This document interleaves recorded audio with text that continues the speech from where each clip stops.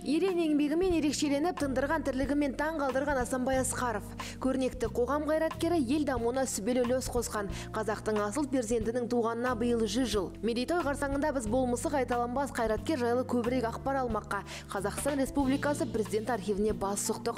Мұнда 200-ге жоқ ұлт жанашырының жеке тектік қоры бар. Асқаров жайлы да мағлұмат аз емес.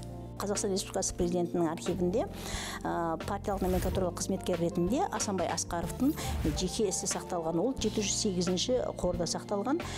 Ол жеке қордан бөлек сақталады. Себебі ол өзінің өмірінің қызметінің барысында жасақталған құжаттардың барлығы осы жерге жинақталып отыр. Жеке істе ең негізгі басты мәселе ол жеке жаңағы парақты толтыру қажет. Ол өз қолымен толтырылады және міндетті түрдегі құжаттың бірі ол өз қолымен толтырылатын өмірбаян. Мінекей осы жеке істе 1948 жылдан бастап 1986 жылы ол қызметтен кеткенге дейінгі аралықтағы барлық қызметінің сипатын көрсететін құжаттардың барлығы осы жерде сақталған. Құжаттардың ішінде оның қамауға алынған кездегі туыстарымен, жақындарымен хат алмасуы, отбасылық фотосуреттері мен есімін мәңгілік сақтауға қатысы бар құжаттар берілген. Саналы ғұмырын елінің әлеуметтік экономикалық дамуына арнаған адал іс жасап, абыройдың биігіне жеткен Асқаровтың өмір жолы өскелең ұрпаққа өнеге. Қайраткер оңтүстікті өркендетіп, Шымкенттің шырайын ашқан басшы болды. Көп қабатты тұрғын үйлер бой түзеп, одақ көлемінде теңдесі жоқ дендросаябақ салынды. Сол жердегі дендропарктың жанындағы Қазақстан аумағында өздеріңізге белгілі, негізі бұрын кеңестік дәуірде зообақтар тек қана екі қалада болатын, осы Алматы қаласында және Қарағанды қаласында.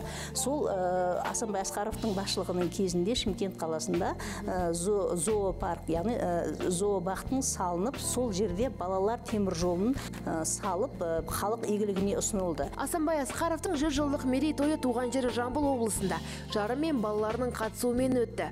Одан бөлек республика бойынша бірнеше шара ұйымдастырылып отыр. Қазақстан Республикасы президенті архивінің жеке қорындағы сақталған құжаттарының негізінде дайындалған тарихи құжаттық көрменің ашылуы. Яғни біздің бір қызметкеріміз сонда көшпелі көрмені таныстыру жұмыстарын жүргізіп жатыр. Сонан кейін ол жерде Асанбай Асқаров атындағы Асанбай Асқаровтың несі бойынша спектакль пьесасы негізінде құрылған Аққайыңдар деп аталатын спектакльдің қазір қойылымы болып жатыр дәл қазіргі таңда. Одан бөлек Қазақстан Республикасы орталық мемлекеттік архиві 2 томдық құжаттар жинағын жарыққа шығарды. Айтпақшы, қазан айының 19 мен 21 аралығында халықаралық мамандардың қатысуымен алғаш рет Қазақстан архившілердің конгресі өтеді. Конгресс жұмысындағы талқыланатын басты бағыттардың бірі архив және қоғам тақырыбындағы мәселелер болады. Қазіргі таңда осы халықаралық конгресске Америка құрама штаттарынан, Канададан, Түркиядан, Қытайдан, Польшадан және тағы басқа осы 14-тен астам елден қатысуға өздерінің өтініштерін жіберді.